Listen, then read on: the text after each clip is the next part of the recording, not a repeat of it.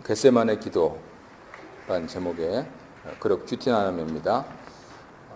지난주 말씀 인도 받으신 것 서로 나누시고요. 특별히 초신자들이 있을 때는 내가 지금까지 보낸 세월 가운데서 가장 길었던 밤, 불면의 밤, 무슨 고민이 있어서 그랬는지 모르지만 한숨 못 자고 지낸 그러한 일들이 있었으면 언제 그런 게 있었느냐 하는 부분들을 서로 나누시면 좋겠습니다. 제자들과 이 땅에서 마지막 만찬을 하신 후에 예수님은 그들과 함께 겟세마네로 자리를 옮기십니다. 3명의 제자들만 따로 데리고 가셔서 본격적으로 하나님 아버지께 기도하시죠. 그러나 함께 기도하기를 부탁받은 3명의 제자들은 예수님의 혼신을 당한 기도에 동참하지 못하는 연약한 모습을 보입니다. 말씀과 나눠 보겠습니다.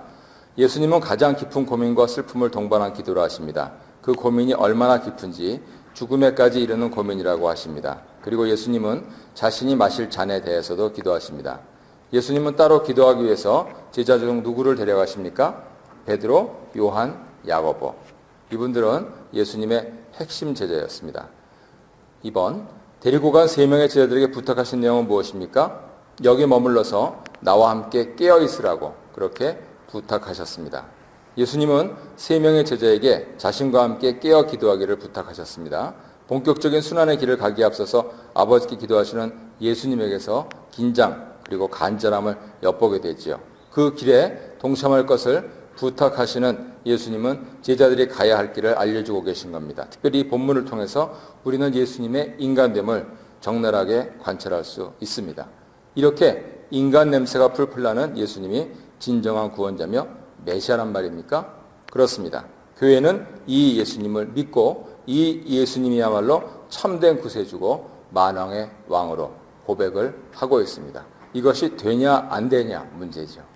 세상의 모든 가치관은 강한 자, 영웅이 세상을 지배한다고 가르치지만 그들은 잠시, 심지어는 사람을 죽일 수도 있지만 우리의 구세주는 스스로 대신 죽으셔서 그리고 부활하셔서 영원한 왕이 되신 분입니다. 많은 사람들이 네 하나님이 어디 있느냐라고 질문을 하는데 바로 이 연약한 구세주에게서 우리는 하나님을 보는 것이죠.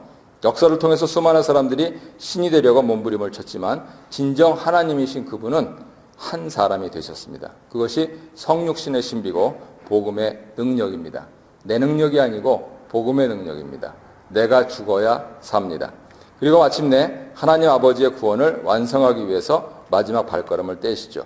단번의 희생을 통해서 온전한 구원을 이루실 분은 예수님 한 분이지만 그 길을 계속 이어가야 할 자들은 제자들과 교회여야 합니다. 우리가 교회로 모여있는 목적이 그것입니다. 예수님의 그 과업을, 구속사역을, 세상 구원을 계속 수행하기 위해서 모여있는 겁니다.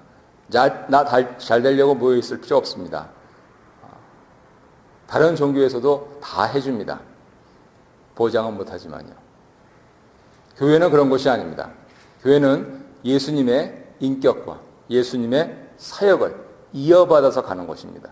예수님이 죽으신 것처럼 나도 죽어서 그것을 이어받아 가는 것이 교회입니다. 이 예수님은 제자들을 그분이 가실 십자가 여정으로 초대하시죠. 예수님도 인간이셨고 제자들도 인간이었기 때문에 그들이 감당해야 할 몫이 있었던 것입니다. 깨어 있어야 하고 또 시험에 들지 않도록 기도해야 했던 것이죠.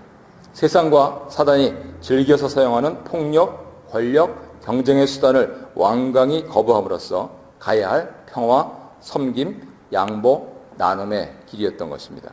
깨어서 기도하지 않으면 어느 인생도 그 길을 제대로 갈 수가 없습니다. 나 지고 싶지 않거든요. 우리의 1등 돼야 되거든요.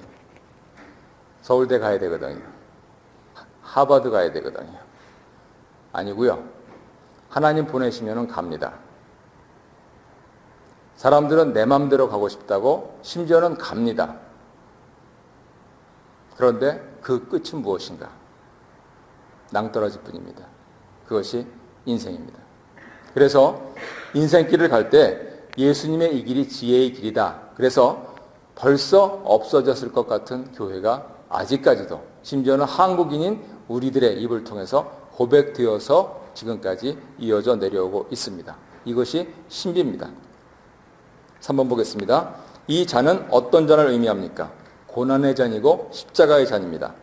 앞서 26절, 28절을 보면 예수님이 마실 잔은 섬김의 잔이고 종이 되는 잔이고 많은 사람의 대성물이 되는 잔임을 알 수 있습니다. 예수님은 이 잔을 마시러 이 땅에 오셨습니다. 오신 목적이 그것이죠.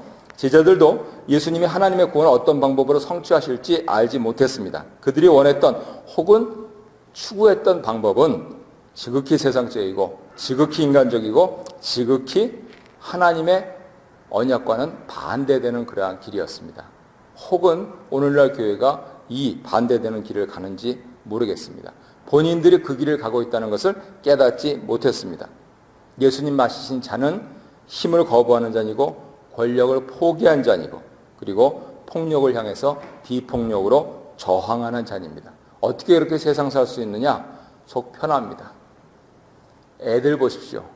내가 한 대 후려 갈겨도 한 번 울고 다시 씩씩하게 자라나고 있지 않습니까? 그래서 예수님께서는 천국이 이런 자의 것이다 라고 말씀을 하셨습니다. 이 부분들을 오늘날의 교회가 새겨 들어야 하는 것이죠. 한마디로 자신을 부인하고 십자가에 못 박힘으로써만 마실 수 있는 잔입니다. 39절에 이 잔을 내게서 지나가게 해주십시오 라고 기도하시는데요. 인간으로 사신 예수님의 인성적인 측면을 강조한 것이고 인류의 대표자로서 오직 구원을 베푸실 한 분, 하나님을 향한 탄원이고 앞으로 이 잔을 마실 제자들과 교회들에게 전하는 고통의 메시지입니다. 1년 365일 중에서 사람들이 떼어서 40일을 사순절이라 그렇게 하고 사순절 시작한다고 하면서 그냥 아주 거나하게 그냥 온갖 광란의 밤을 보내고 그렇게 하는데 인생 낮이 있고 밤이 있듯이 좋을 때가 있고 나쁠 때가 있고 하루에도요 하나님 말씀 순종해서 내가 죽어야 될 때가 있고 살아야 될 때가 있습니다. 그렇게 365일 사는 게 속 편한 일입니다. 40일 떼어서 카니발로 광란의 밤을 보내지 말고요. 365일 동행하면서 살면 하나님께서 내 자식 잘 키우시고 내 사업 잘 되게 하시고 물론 신문에 나는 그런 사업은 안 됩니다. 솔직히 교회는 약자들, 노동자들 그리고 노예들의 종교였습니다. 거기서 성령이 부으셔가지고 놀랍게 되니까 국회의원들 심지어는 대통령까지 오셔가지고 교회 오면은 그렇게 되는 줄 아는데 교회는 그런 데가 아니에요. 예수님의 방법은 그게 아닙니다. 내가 죽는 겁니다. 내가 죽으러 우리 육신적으로 직접 죽을 수가 없으니까 일주일에 한 번이라도 적어도 내가 죽으려고 와서 연습하는 데가 교회입니다. 그래서 하나님께서 가정을 통하여서 교회를 통하여서 진정한 승리의 길이 무엇인가 예수를 따르는 그 삶이 무엇인가 하는 것을 우리에게 가르쳐주고 싶어 하시는 거죠. 그런 의미에서는 세상 사람들 눈에 보기에는 제자와 교회의 삶은 고통의 길입니다. 하지만 처절한 고통은 우리 주님 당하신 것이고요. 제자들은 그냥 솔직히 살짝 가시 좀 박히면 돼요. 그거를 힘들다고 그냥 쩔쩔쩔쩔 매는데 잘 나가는 사람들이요. 말 못할 고통들 많이 있습니다. 세상에서 참 높은 분 몇 분 뵈고 가까이서 뵈고 하니까는요. 말 못할 정말 불면의 밤을 보내실 때가 너무 많더라고요. 말단 직원이고 아무것도 없지만은 나는 예수를 믿어서 속 편하다 하는 것을 젊어서부터 깨달았습니다. 그렇게 사시는 게 편한 일이에요. 우리 아이 신문에 나고 유명해지죠? 반드시 흔들릴 때가 있습니다. 반드시 추락할 때가 있습니다. 날개도 없이요. 그래서 참으로 예수를 믿고 진정한 평화가 무엇이며 진정한 승리가 무엇인가 하는 그 성경의 가치관으로 우리가 재무장해야 할 필요가 있습니다. 그래서 예수님은 39절에서 다시 이렇게 기도하십니다. 그러나 나의 원대로 마시옵고 아버지의 원대로 하옵소서. 예수님은 이 잔을 마시기 위해서 오셨는데 마지막 기도에서조차 무슨 멸관을 쓴다는 것도 아니고 십자가를 지는 건데 그 십자가를 지는 것조차 자신의 뜻이 아닌 아버지의 뜻을 따라서 내 삶을 마무리하겠다라고 하는 하나님 앞에서의 그 겸손함, 그 신실함, 그것을 보여주시고 있는 것이죠. 이처럼 고난의 십자가의 길은 바로 겸손의 길이고 신실함의 길입니다. 겸손한 사람, 신실한 사람만이 예수를 따르는 자입니다. 이번은 생략하도록 하고요. 제자는 연약한 인간들입니다. 육신의 제한을 가지고 있는 연약한 사람들입니다. 이를 인정하는 것으로부터 제자도가 시작됩니다. 한국교회는 제자도도 성공하는 방편처럼 그렇게 돼서 좀 되는데, 이제 5기 시작을 앞두고 또 여성반은 벌써 차서 이제 남자들밖에 안 남았는데, 우리 교회 제자반 들어오시면 우리 교회 떠날 각오 하셔야 됩니다. 속에 있는 것까지 다 끄집어내 드리니까는요, 우리의 모든 욕망과 야망, 세상 무력 버리셔야지 됩니다. 그래야 제자입니다. 그래서 내가 약하다, 내가 할 수 없다, 거기서 제자도가 시작됩니다. 내가 연약하다, 그리고 내가 가난하다 라고 하는 것을 인정할 때 의지할 대상을 찾게 되는 것이죠. 실수하고 실패하는 것을 아는 자만이 겸손하고 신실해질 수 있기 때문입니다. 하나님에 대해서 목마르기 때문입니다. 물론 이러한 인간의 연약함과 나약함이 저절로 제자를 만들어내지는 못합니다. 제한된 인간이기 때문에 반드시 깨어 기도해야 합니다. 놀라운 사실은 예수님도 이렇게 사셨다는 것입니다. 예수님도 이렇게 제자들을 교육하셨고요. 예수님도 이렇게 생을 마치셨습니다. 사단이 끊임없이 유혹합니다. 이제는 여기서 십자가에서 내려와라. 사람들이 그만 봤으면 됐다. 아니요. 십자가에 달렸으면 결국 죽어야 됩니다. 그래서 십자가는 죽음입니다. 인간으로서는 그걸로 끝입니다. 하지만 살아계신 하나님은 성령으로 그 예수를 다시 살리셔서 만왕의 왕으로 만주의 주로 그렇게 등극하게 하셨습니다.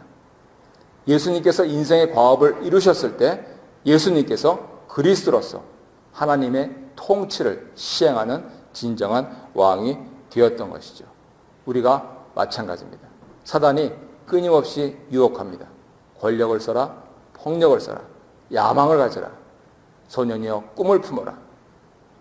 교회에서는 반대로 가르칩니다. 너 자신을 부인하라, 네 십자가를 지라. 하나님 이기셔야 네가 이긴다. 결국 자기를 부정하는 그것을 위해서 오늘 우리가 이 자리에 모였습니다. 깨어서 기도하기 위해서 모였습니다. 잠시 5분을 하시던 10분을 하시던 나 자신을 하나님께, 내가 예수님을 조금이라도 닮아갈 수 있는 이 날이 되게 해달라고 기도하는 그러한 좋은 시간들 되시고 진정한 승리의 기쁨을 맛보시기를 바랍니다.